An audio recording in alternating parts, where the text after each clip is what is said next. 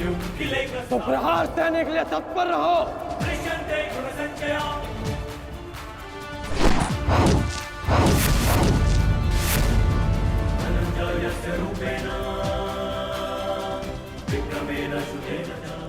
ये मेरे लिए पर्याप्त नहीं अंगराज।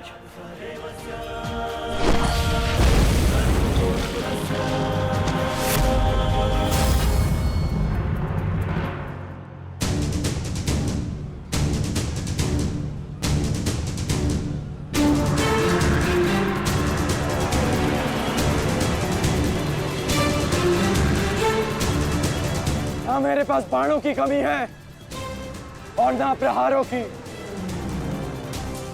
ये अंतिम अवसर है अभिमन्यु, लौट जाओ।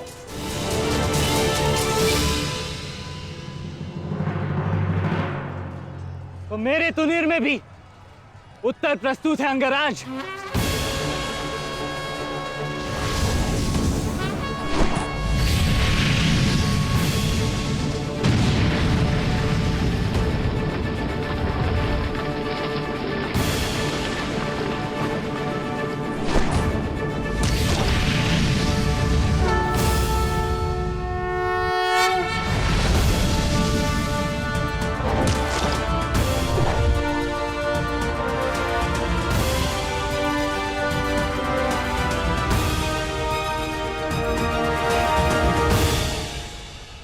मैं तुम्हारा सामर्थ्य स्वीकारता हूं। तुम एक कुशल योद्धा हो अभिमन्यु, किंतु कुशल होने के साथ साथ बुद्धिमान होना भी आवश्यक है। लौट जाओ। यदि कल युद्ध करना चाहते हो तो आज जीवित रहना सीखना होगा। लौट जाओ अभिमन्यु।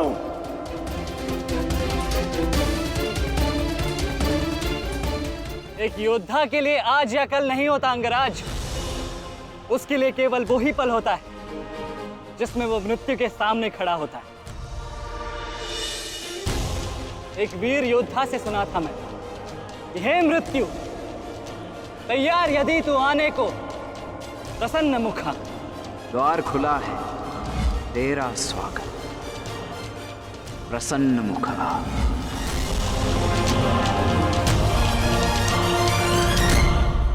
मुझे रोकने का अब केवल एक ही अस्त्र है आपके पास।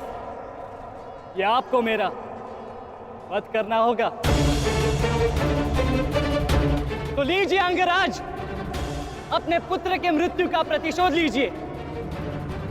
आपके समक्ष आज वो योद्धा खड़ा है जिसके पिता ने आपके पुत्र का वध किया था। प्रतिकार कीजिए अंगराज, रुके क्यों है? क्योंकि जो पीड़ा मैंने सही, मैं नहीं चाहता कि वो पीड़ा मेरा शत्रु भी सहे। कृष्णेन ने अपना विकल्प स्वयं चुना था। वो रणभूमि छोड़कर जा सकता था, परंतु उसने मृत्यु चुनी। गर्व है मुझे तुम जैसे युवा योद्धाओं पर, जो अपना कर्तव्य पूर्ण करने के लिए सदैव तत्पर रहते हैं। मैं जानता हूं कि तुम पीछे नहीं हटने वाले अभिमन्यु, परंतु मुझे भी अपना कर्तव्य पूर्ण करना है।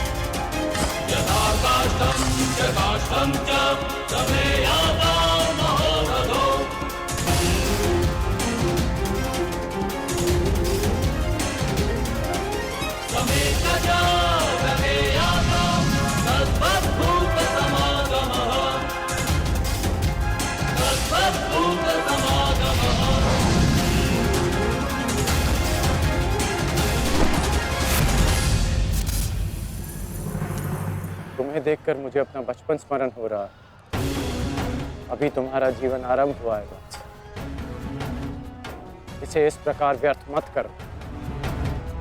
मैं आशा करता हूं कि अगली बार जब हम दोनों मिले तो दो शत्रुओं के भांति नहीं, तो वीरों के भांति एक दूसरे के गले में। अभी तुम्हारा जीवन शेष है।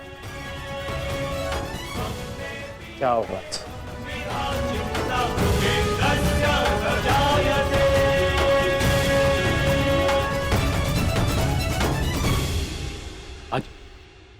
आज कौरवों की विजय हुई है गांधारी।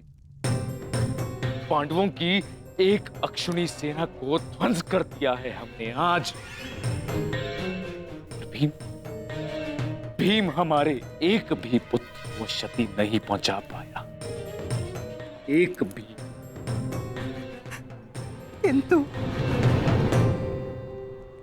किंतु दुर्योधन का क्या महाराज?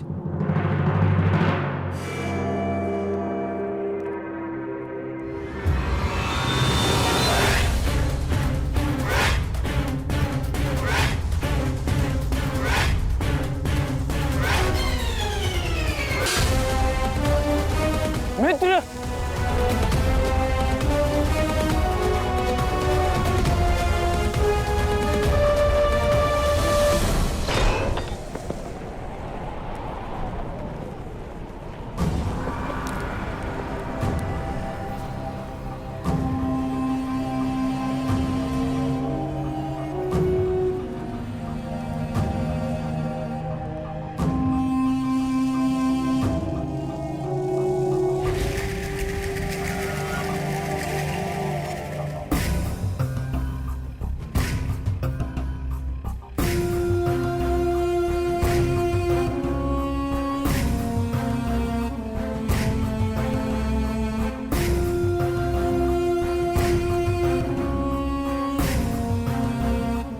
आज मैं आपको उस अपमान का अनुभव कराऊंगा। आपकी पूरी सेना और महारथियों के समक्ष आपका वस्त्र हरण करूंगा।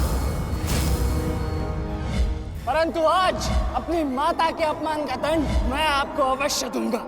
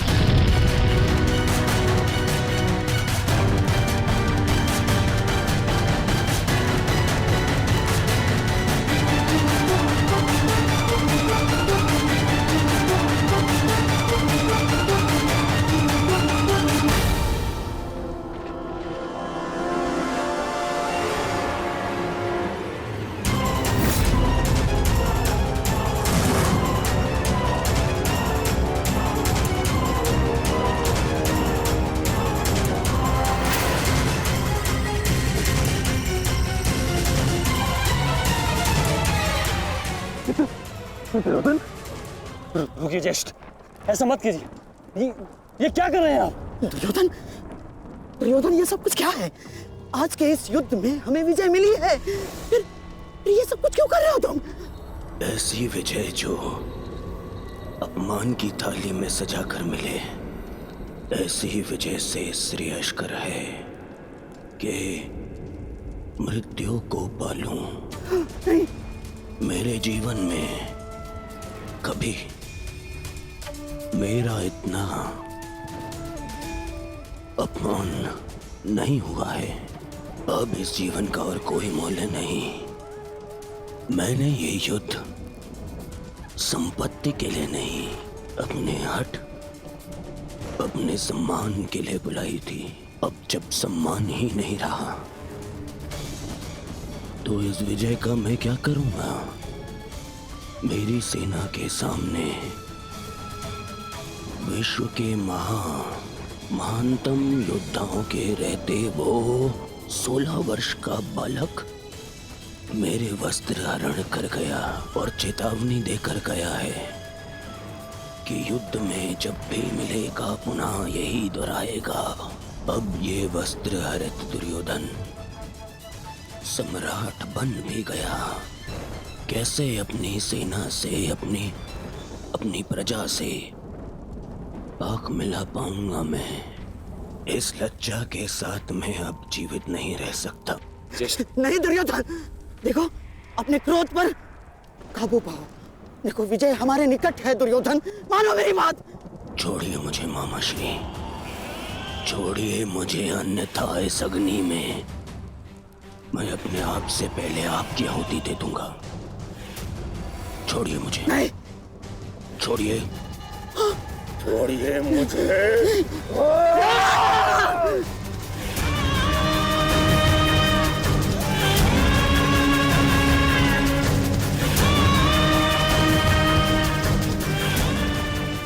नहीं नहीं दुर्योधन, देख क्या रहे हो मूर्खों? कोई रोको इस अनर्थ को।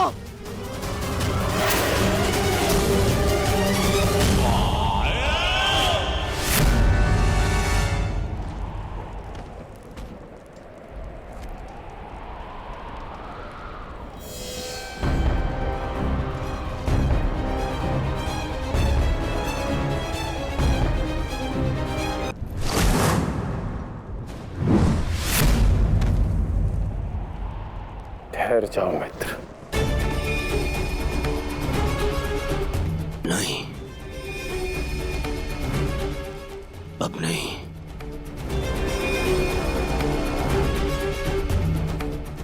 क्रोध में विवेक मत खो बैठा। जो अपना सम्मान खो चुका हो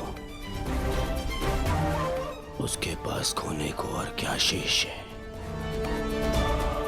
ले लेने देते उस अभिमन्यु को मेरे प्राण, वीर गति तो मिलती।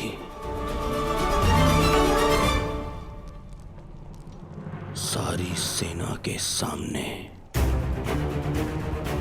मेरा वस्त्र हरण कर गया वो बालक, जिन पांडवों का सर कटा हुआ देखना चाहता था उन्हीं का बालक मेरा सर झुका गया।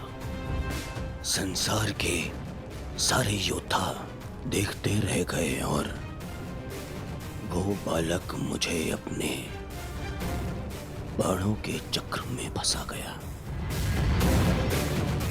मैं ये अपमान सहन नहीं कर सकता। क्या करूंगा जीवित रह गए जब संसार के सामने शीश उठाकर चल भी नहीं सकता मैं। इसीलिए अब मैं अग्नि स्नान करूंगा।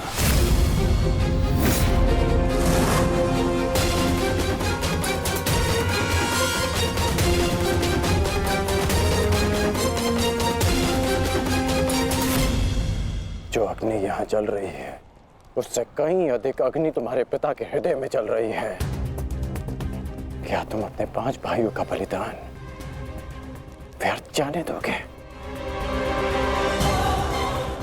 क्या अपने पिता को दिया वचन भुला दोगे तुम? अपने चारों ओर देखो मित्र, क्या ये सब व्यर्थी अपने प्राणों के साथ खेल रहे हैं? जो वीर गति को प्राप्त हुए हैं, क्या उनका बलिदान व्यर्थ जाने दोगे तुम? तुम्हारे अनुज, तुम्हारे मामाश्री, तुम्हारे गुरुदेव, ये सब तुम्हारे सम्मान, तुम्हारे अधिकार के लिए लड़ रहे हैं और तुम अपने कर्तव्य से मुंह मोड़ना चाहते हो। पूछो अपने सैनिकों से कि आज जो युद्ध में हुआ कि क्या वो उससे लज्जित हैं या वो कल युद्ध में उसका प्रतिशोध लेंगे? बोलो सैनिकों, प्रतिशोध लेंगे, प्रतिशोध लेंगे, प्रतिशोध लेंगे।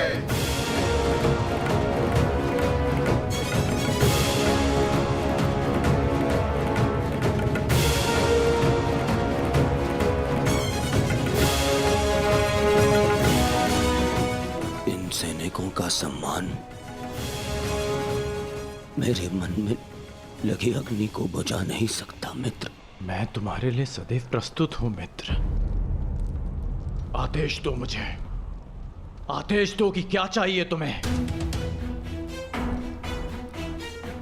तुम्हारी पीड़ा को शांत करने की औषधि क्या है मित्र, बताओ मुझे। मुझे अपने इस अपमान का प्रतिशोध चाहिए। जिसने मेरा मान हरण किया उसके प्राण हरण करने हैं मुझे। मुझे अभिमन्यु चाहिए।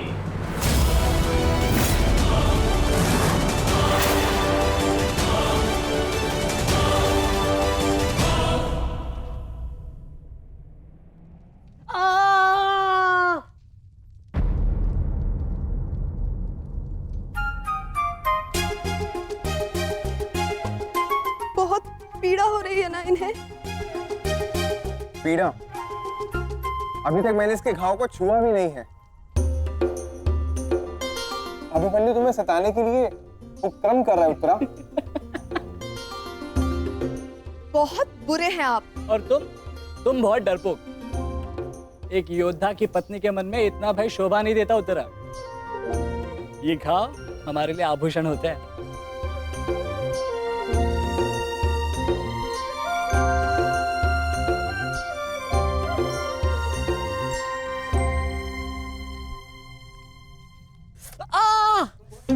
क्यों सताते हो तुम उसे?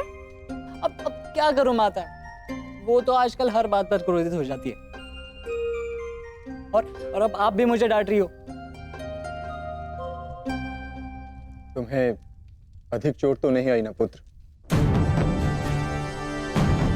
नहीं पिताश्री, बल्कि बहुत कुछ सीखने को मिला। सच में अंगराज कर्ण एक महान योद्धा है। उन्हें आपके अतिरिक्त और कोई टक्कर नहीं दे सकता। हाँ पुत्र, परंतु हम दोनों के लक्ष्य और सोच भिन्न है। मुझे तुम पर गर्व है।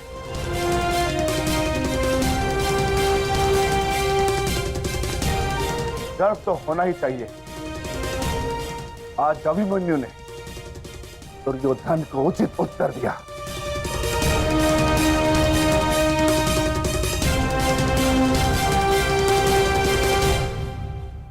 सत्य अभिमन्यु, आज तुमने जो युद्ध भूमि में किया वो अद्भुत था, और मुझे विश्वास है कि कल का दिन इतिहास में तुम्हारा नाम सदैव के लिए अमर कर देगा अभिमन्यु।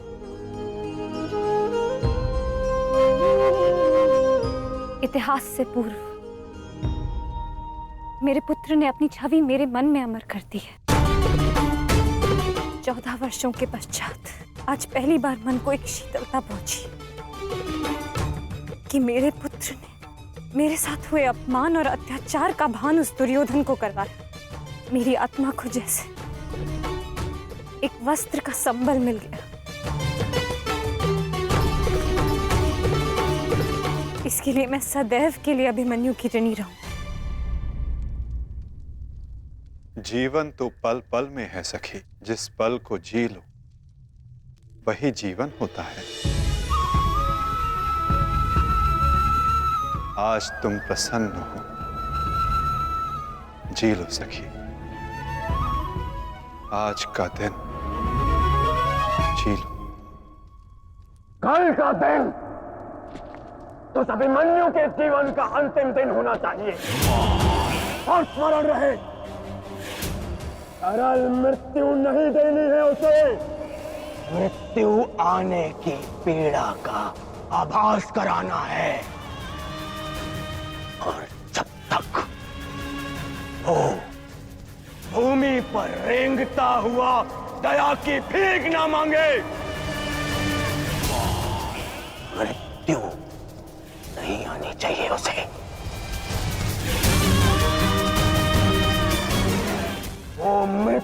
मांगेगा और मैं हर पल उसे मृत्यु और जीवन के बीच में झुलाऊंगा मैं उसे। असंभव युवराज, जब तक युद्ध भूमि में पांडव उपस्थित हैं तब तक अभिमन्यु तक पहुंचना असंभव होगा। वैसे भी उन्हें ज्ञात होगा कि आज आपके साथ जो हुआ उसका प्रतिशोध आप अवश्य लेंगे। इसी कारण अभिमन्यु तक पहुंचना इतना सरल नहीं होगा।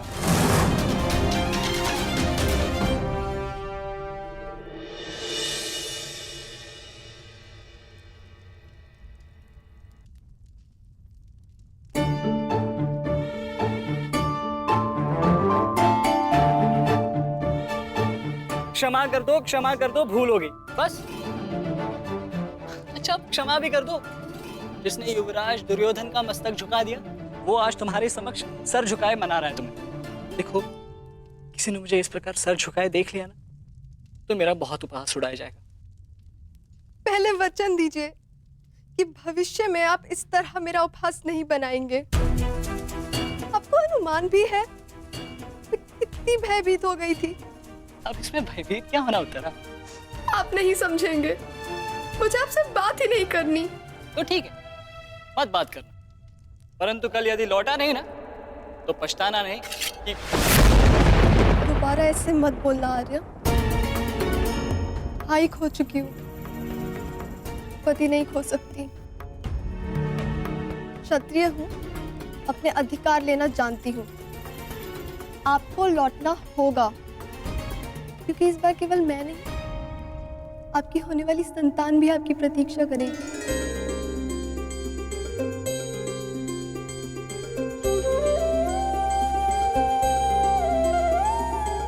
सत्य उत्तरा?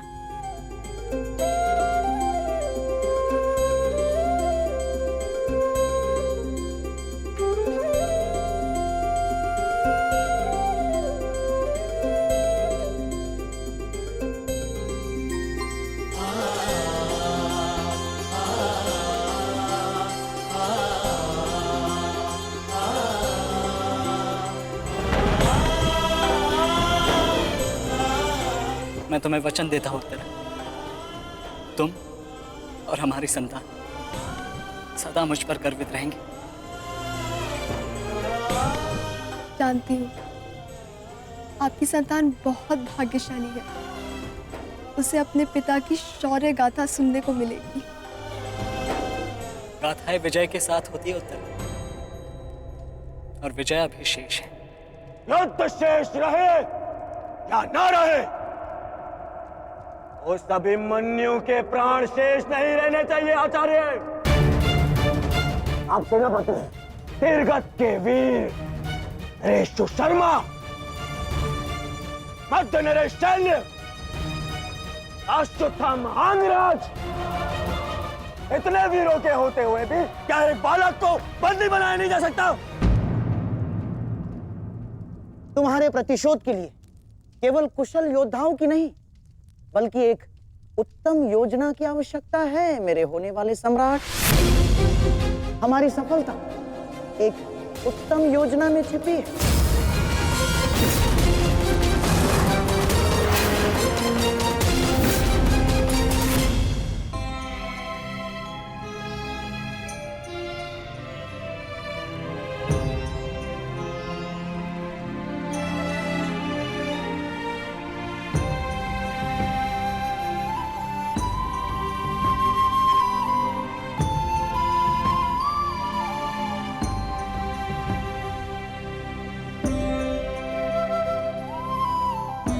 ऐसा क्या है जो आप चाहकर भी मुझसे नहीं कह पा रहे हैं सखा? ये रात का अंधकार भी आपके मुख पर आए हुए भाव मुझसे नहीं छुपा सकता। रात्रि के बाद दिन आता है सखी, उसी प्रकार जीवन के पश्चात मृत्यु आती है। सुख के बाद दुख आता है और यही सृष्टि का नियम है। हमें अपने जीवन में सबके लिए तत्पर रहना चाहिए सखी।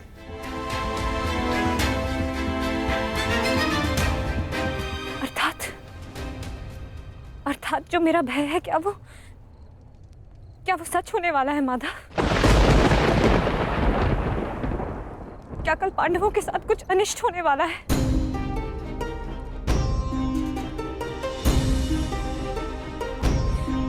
आप तो सब जानते हैं ना सखा। बताइए मुझे।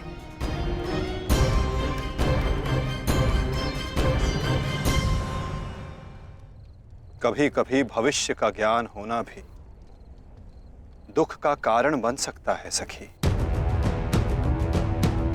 यदि समय के अनुसार मनुष्य को सत्य का ज्ञान हो तो वो स्वयं को संभाल सकता है।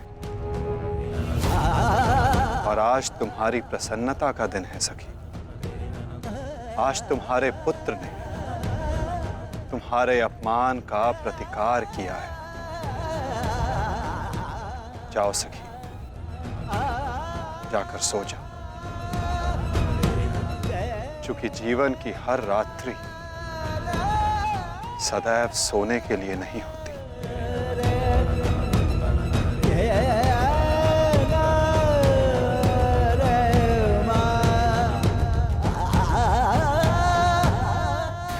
तब तक सो नहीं पाऊंगा जब तक मेरा प्रतिशोध पूर्ण ना हो जाए आचार्य। प्रतिशोध की आग में कोई और भी जल रहा है। युवराज दुर्योधन,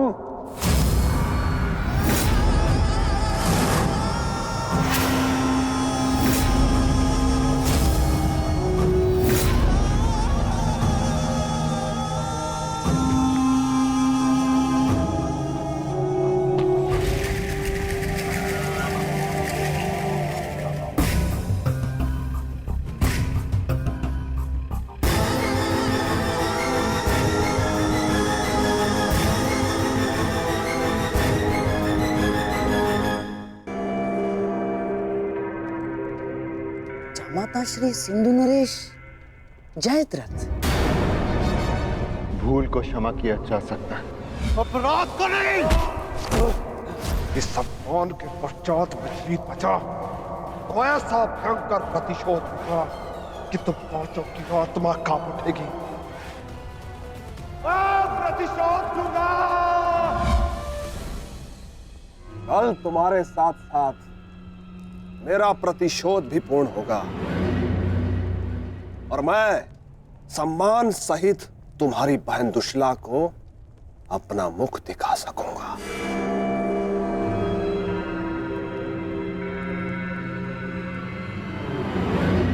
इतने समय आप कहाँ थे सिंधु नरेश?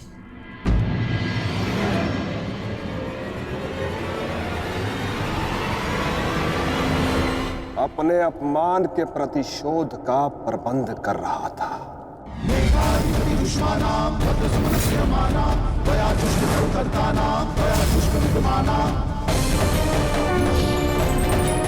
पुत्र जयद्रथ, मैं तुम्हारी तपस्या से प्रसन्न हूं। मांगो, क्या वर मांगते? महादेव, मुझे अपने प्रतिशोध का अवसर चाहिए। शपथ ली है मैंने, जब तक पांडवों के अपमान का प्रतिशोध नहीं लूंगा तब तक मुकुट धारण नहीं करूंगा। और वो दिन कल आएगा वो दिन जब मैं पांडवों को ऐसी पीड़ा दूंगा कि वो जीवन भर नहीं भुला सकेंगे। महादेव का आशीर्वाद है मेरे साथ और मैं तुम्हारे साथ युवराज। तुम्हारी योजना और मेरा प्रतिशोध दोनों कल सफल होंगे।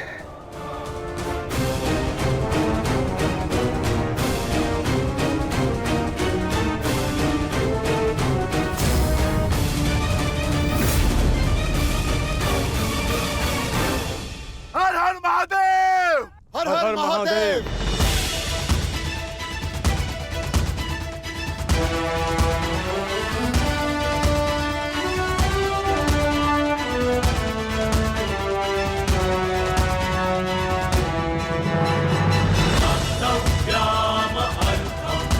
सर्वोत्तम बनो पुत्र। संसार के सभी योद्धाओं में तुम्हें सबसे अधिक कीर्ति प्राप्त हो।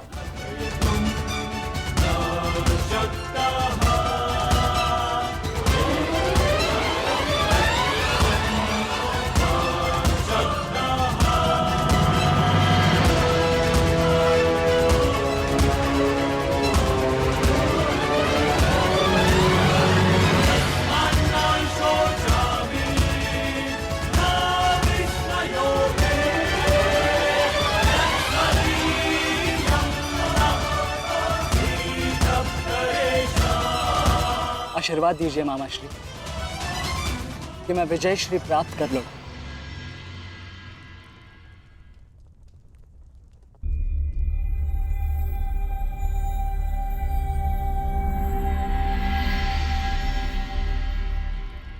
विजय तो कायरों को भी प्राप्त होती है पुत्र, परंतु कीर्ति और यश केवल शूरवीरों का मुकुट बनती है। मेरा आशीर्वाद तुम्हारे साथ है पुत्र। तुम युद्ध क्षेत्र में वो कीर्ति प्राप्त करो जो तुम्हें अमर बना दे।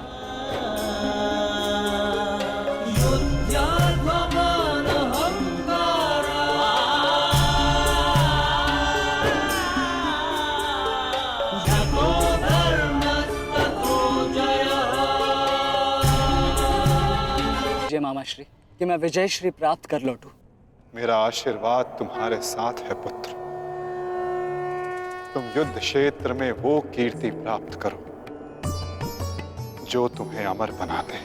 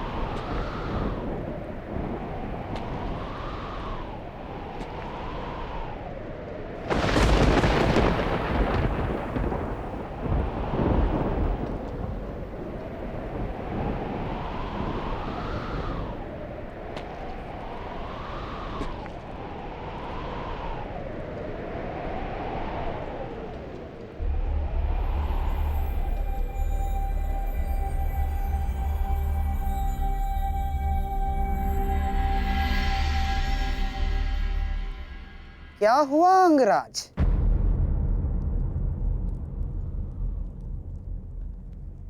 सूर्यदेव से आप ये प्रार्थना तो नहीं कर रहे हैं कि वो उदित ही ना हो?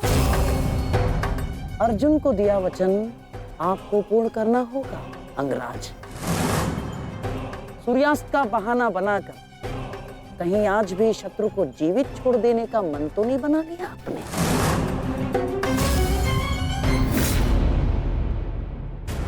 कभी कभी मौन रहने से प्राण बच जाते हैं। अब एक और शब्द अपने मुख से निकाला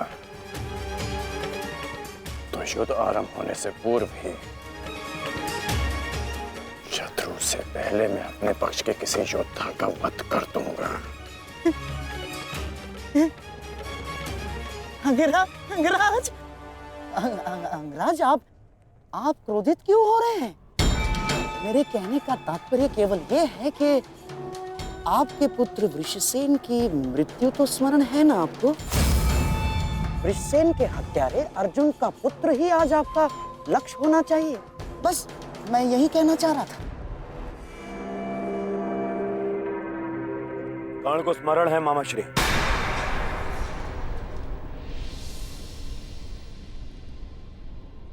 और मुझे भी।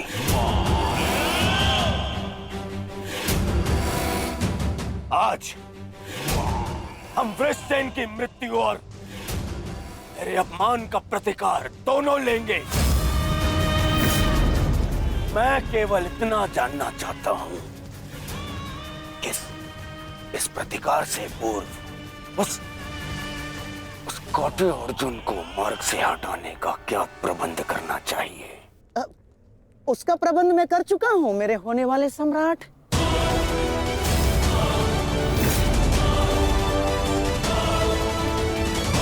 महाराज, त्रिगत नरेश सुशर्मा अवसर का लाभ उठाने के लिए एक विशाल सेना के साथ विराट पर आक्रमण करने जा रहे हैं। विराट नगर को सहायता की आवश्यकता है, शीघ्र कुछ कीजिए। मुझे शीघ्र ही विराट प्रस्थान करना होगा। किंतु महाराज, इतने कम समय में आपका विराट पहुंचना असंभव है। केवल वासुदेव में ही वो क्षमता है जो वायु गति से रथ चलाकर अर्जुन के साथ वहां पहुंचे। हमें आपकी सेना की आवश्यकता है और अर्जुन अकेला ही उन सब के लिए पर्याप्त है। किंतु अर्जुन की अधिक आवश्यकता यह रणभूमि में है। परंतु महाराज, आप वहां बहुत से परिवार, स्त्री और बालक संकट में।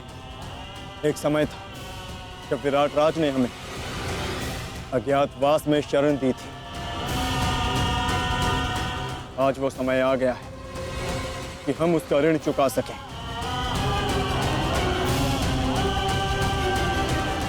और फिर अभिमन्यु भी तो यहाँ है। मुझे इस पे पूर्ण विश्वास है। और मैं आपको विश्वास दिलाता हूँ पिताश्री कि युद्ध भूमि में आपकी कमी शत्रु को अनुभव नहीं होगी। जब आप सुशर्मा का नाश करेंगे तो आपके पुत्र की शौर्य की कीर्ति आपका स्वागत करेगी। चलिए माता, विराट की ओर प्रस्थान करें। जैसी रथी की इच्छा और जैसी महारथी की आकांक्षा।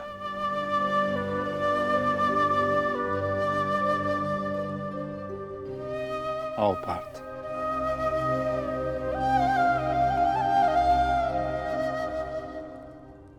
बधाई हो मेरे होने वाले सम्राट। अर्जुन रणभूमि छोड़कर विराट के लिए प्रस्थान कर चुका है।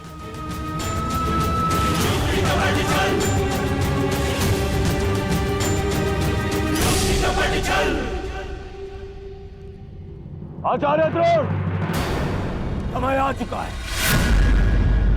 हमारी सेना को अपनी योजना अनुसार सज्ज कीजिए। जिस प्रकार चक्की का पत्थर एक ही चक्कर में अन्न के दानों को पीस देता है, उसी प्रकार हमारी यह सेना शत्रु सेना को एक ही चक्कर में पीस देगी युवराज। और अपनी सेना के नाश को रोकने के लिए आएगा वो महावीर अभिमन्यु। और वहां हम उसके प्राण फाड़ लेंगे, जिसने मुझे अपने बाणों के चक्र में फंसाया था। आज वो फंसकर मरेगा हमारे चक्रव्यूह में। युद्ध का 13वां दिन।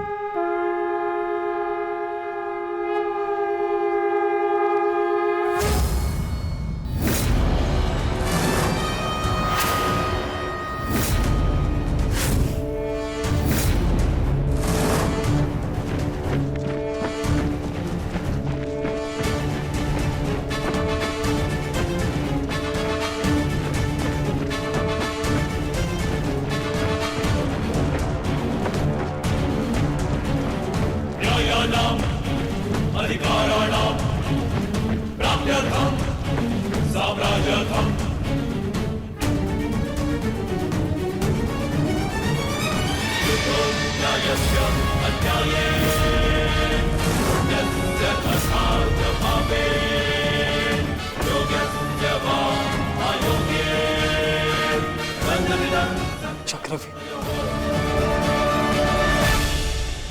युधिष्ठिर, मैं कौरव सेनापति द्रोण चेतावनी देता हूं तुम्हें कि यदि तुम विजय प्राप्त करना चाहते हो तो इस व्यू के भीतर आओ,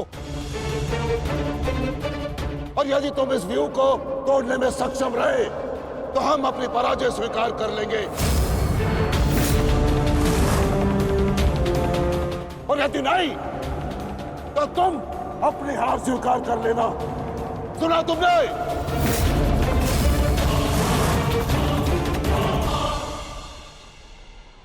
आचार्य द्रोण, हम अवश्य ही इस चक्रव्यूह को ध्वंस कर देंगे।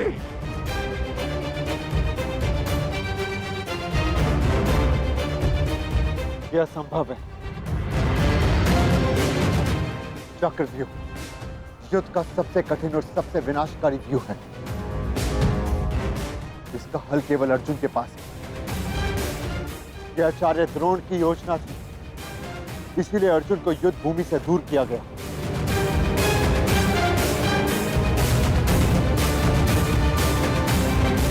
कोई तो मार्ग होगा।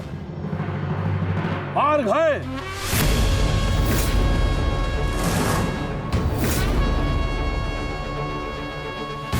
मैंने भी उसी आचार्य भारद्वाज से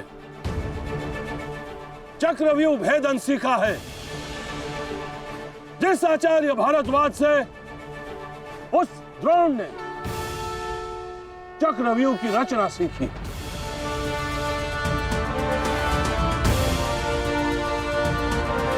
इस चक्रव्यूह का भेदन मैं करूंगा।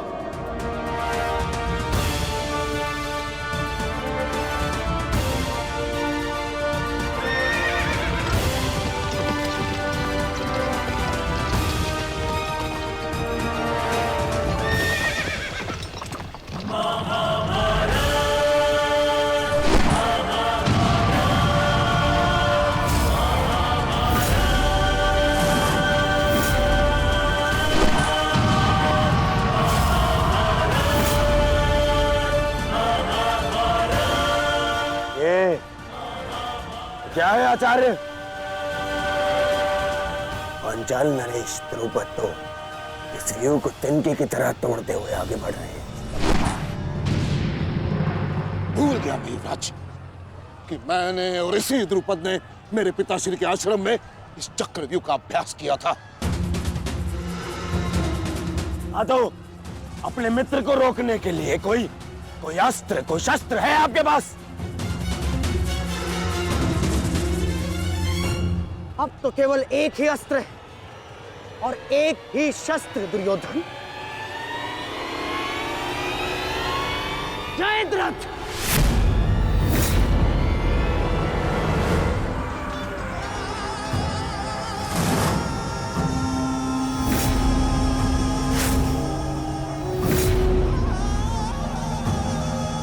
जयद्रथ, कदाचित द्रौपदी के पतियों द्वारा किया गया अपमान भूल गए हो तुम। इसीलिए द्रौपदी के पिता के समक्ष उपस्थित हुए हो। आज द्रौपदी के पति हो या उसके पुत्र, कोई मुझे नहीं रोक सकता।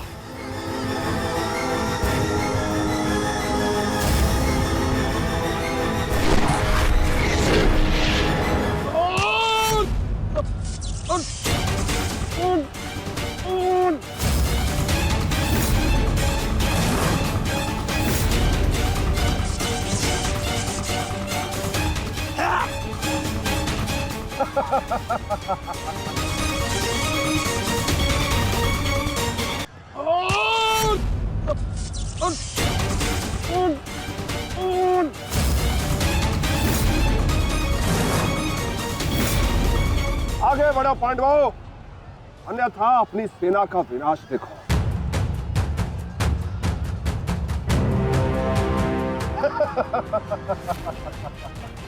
शेष पिताश्री, मुझे आज्ञा दीजिए।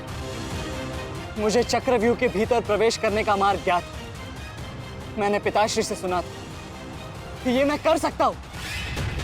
नहीं अभिमन्यु, मैं तुम्हें इसकी अनुमति नहीं दे सकता। धर्मराज ठीक कह रहे हैं। आचार्य ने कुछ सोच समझकर ही इस व्यूह की रचना की है। अब इसे शक्ति का सम्मिलित प्रहार ही तोड़ सकता है। मैं और भीम मिलकर प्रहार करेंगे।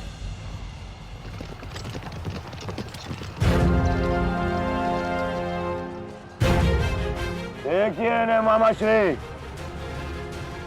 धृष्टद्युम्न और भीम स्वयं आक्रमण कर रहे हैं।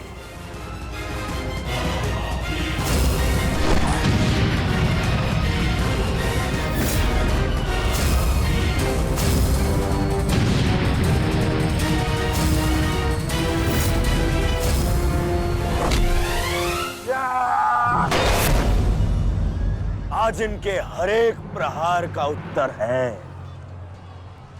जयद्रथ।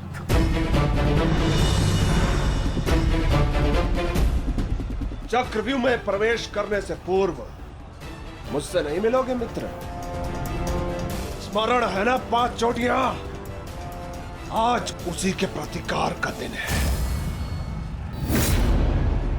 प्रभु, मैं चाहता हूं कि युद्ध भूमि में किसी एक दिन सभी पांडवों पर विजय पा सकूं। सब पांडवों पर विजयी होने का आशीष नहीं दे सकता जयद्रथ, क्योंकि अर्जुन को मैंने पशुपतास्त्र दिया। मेरा ही वरदान मेरी ही शक्ति को छीन नहीं कर सकता। इसलिए केवल अर्जुन को छोड़ जिस दिन तुम चाहोगे, शेष संसार के समस्त योद्धाओं के समक्ष तुम अपराजय रहो। आगे बढ़ो भीम, आज मेरी गदा का स्वाद भी चक्कर देखो।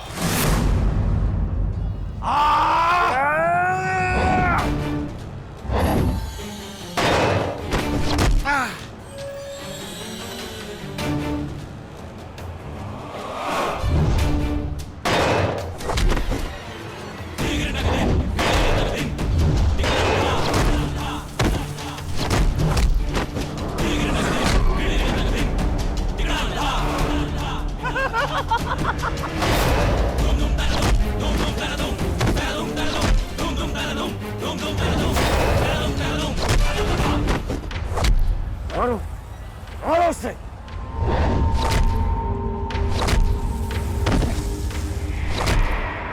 ताजश्री, आप ऐसा कैसे होने दे सकते हैं?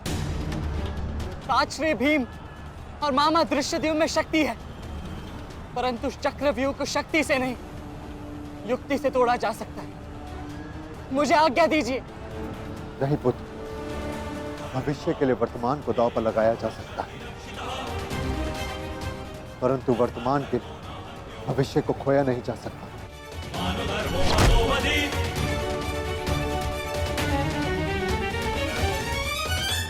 ताजश्री भीम और मामा धृष्टद्युम्न में शक्ति है, परंतु चक्रव्यूह को शक्ति से नहीं, युक्ति से तोड़ा जा सकता है। मुझे आज्ञा दीजिए। नहीं पुत्र, भविष्य के लिए वर्तमान को दांव पर लगाया जा सकता है, परंतु वर्तमान के भविष्य को खोया नहीं जा सकता। एक दांव लगाने के दोष के कारण मैं आज इस महायुद्ध में खड़ा। मैं दूसरा दांव नहीं लगा सकता अभिमन्यु। परंतु आज यदि चक्रव्यूह को तोड़ा ना गया तो हम ना केवल हार जाएंगे, बल्कि मेरे पिताश्री का सर भी झुक जाएगा। आपने वो दांव लगाकर सर झुकाया था और मैं ये दांव खेलूंगा अपने पिताश्री का सर ऊंचा रखने के लिए। मैंने उन्हें वचन दिया था कि युद्ध भूमि में शत्रु को उनकी कमी अनुभव नहीं होगी, और मुझे शत्रुओं को वीर अर्जुन के रक्त का तेज दिखाना है। इसीलिए आज्ञा दीजिए ताजश्री, और फिर मैं अकेला कहाँ हूं? चक्रव्यूह में मेरे प्रवेश करते ही आप भी मेरे पीछे पीछे अंदर आ जाइए। मैं मार्ग बनाऊंगा और आप चक्रव्यूह को ध्वंस कीजिएगा। सोचिए मत, समय नहीं है ताजश्री। आशीर्वाद दीजिए।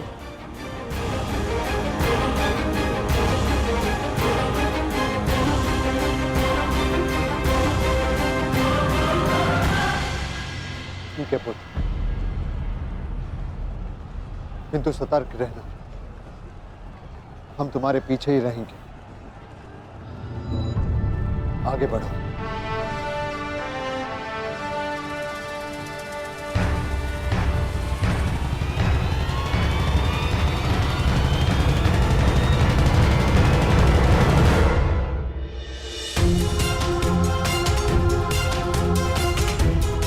जाओ सखी, जाकर सो जाओ, क्योंकि जीवन की हर रात्रि सदैव सोने के लिए नहीं होती।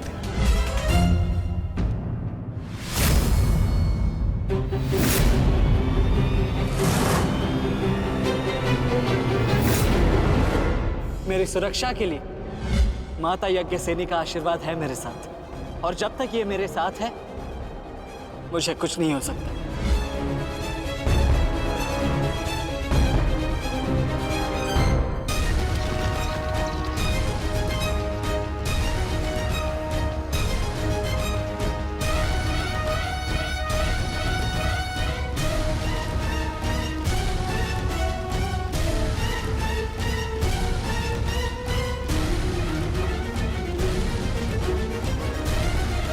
क्या हुआ माता? आप रुक क्यों गए? क्योंकि समय नहीं रुकता पार्थ, परंतु मानव को 2 पल रुकने का अधिकार है।